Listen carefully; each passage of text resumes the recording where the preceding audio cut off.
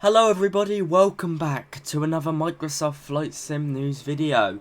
Today I've got some PMDG 737-800 news for you, an add-on that's releasing very soon. I've also got a new add-on I'll be talking about, which is a 737 MAX by iFly. I'll also be keeping you up to date on everything Microsoft Flight Sim Asobo related, i.e. World Update 11, which is in Canada coming soon, the delay with Sim Update 10, and a bit of news on the ATR, so let's get right into it.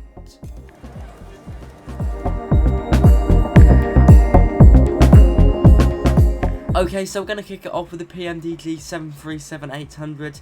To be perfectly honest with you, it's coming very soon, between the 23rd of August, 2022 of course, to the 31st of August. Now knowing PMDG, it could get pushed back, but this is what Robert has said on his forum and in a video. A 10-minute video we've got, of which I'm sharing on the screen now, and he says they may have one or two minor tweaks and they want to make sure it's good before of course they send it to us, but their plan is to release the 737-800 between the 23rd of August to the 31st of August. So to be fair, that is either tonight at the time of filming, it hasn't come out yet as far as I know, or of course the last day of the month. Now a bit of information about the 737-800. Of course it's the most popular 737 next generation variant in real life, used most famously by Ryanair and many airlines across the world. In this PMDG package we'll be getting 4 airframes: the 737-800 passenger variant, the Boeing Business Jet 2, which is a private 737, the 737-800 BCF, which is the Boeing converted freighter, and the 737-800 BDSF, which is another freighter converted by a company I believe that goes by the name of IAI. So that's an externally developed freighter, and it's basically a passenger to cargo conversion, to be perfectly honest with you.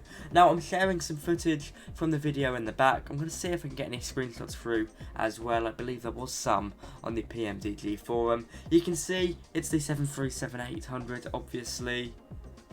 Alongside the release of the 737-800, we're going to be getting some new features in this cockpit, which will eventually be transferred over to other variants of the 737NG by PMDG. This includes some very interesting window shades that work really well. They're really dynamic, and as I always say in these videos, Asobo's lighting model is awesome, and PMDG have taken full use of it. So you can sort of layer up window shades and have a really realistic lighting situation in the cockpit, quite nicely as well, as I'm showing on the screen. We also get a moving reading light. You can actually sort of tilt and rotate a reading light, so it actually results in light being moved around in the cockpit. I don't think we've seen this in any airliners or aircraft for that matter in Microsoft Flight Sim before. It's really cool. It's a small detail, but these small details do add up. Now we haven't got any pricing confirmed for the 737-800. It'll be interesting to see what they do with it,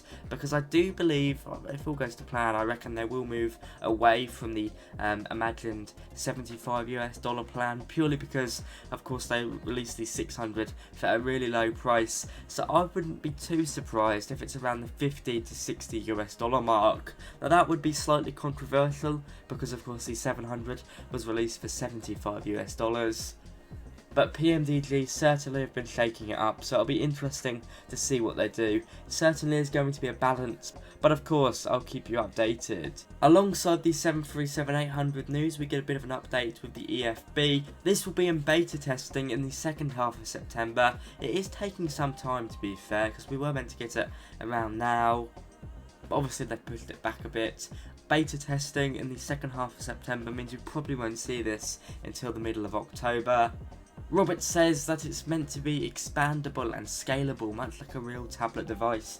So this is not necessarily going to be a simple EFB, it's going to be highly realistic. I'm very excited to see this. I hope you've enjoyed these screenshots, videos and news on the 737-800 by PMDG, coming between the 23rd of August, which is today, to the 31st. if all goes to plan. Let's move over to another bit of 737 news now from iFly. Now Now, iFly have been working on a 737 MAX for P3D. Some of you will be familiar with the very popular iFly 737, which I believe was the 737 NG for FSX. That was a highly realistic, sophisticated add-on which came in at a price of $54 or $55 on Flight Simulator X. Highly realistic. I remember seeing many videos of it on YouTube 5 years ago when FSX was still really popular. Of course, X-Plane came along and sort of most people moved over to there. But it's nice to see that iFly,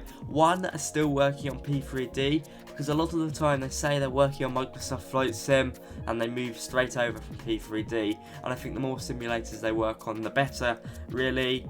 But it's really nice that they are actually considering Microsoft Flight Sim. Of course, it is a massive market, so it makes complete sense. And I'm sharing some photos from the P3D version on the screen now. Now, please do note, this is from their official forums, and it is a few weeks old now. I caught it on the Microsoft Flight Sim addons.com website. That's sort of relayed to me. Please do note, at the moment, these are only plans, and it's not necessarily concrete, but it'll be certainly interesting to see how development goes with this one, bearing in mind PMDG are also working on a 737 MAX, although saying that, that's going to be a few years down the line, as they're working on the 777 and 747 before that in terms of PMDG. The more the merrier, that's what I always say. Competition most of the time improves flight simulation, so it can only really be a good thing. What do you guys think? Will you be looking forward to the 737 MAX? Let me know down below. Now finally, a bit of an update from Asobo regarding World Update 10, World Update 11 and Sim Update 10, make sure I get that right. So let's start off with World Update 11. World Update 11 will be coming to Canada, updating one of the most beautiful countries in the world, in my opinion. Of course, one of the biggest countries in the world, number 2, I believe, just after Russia.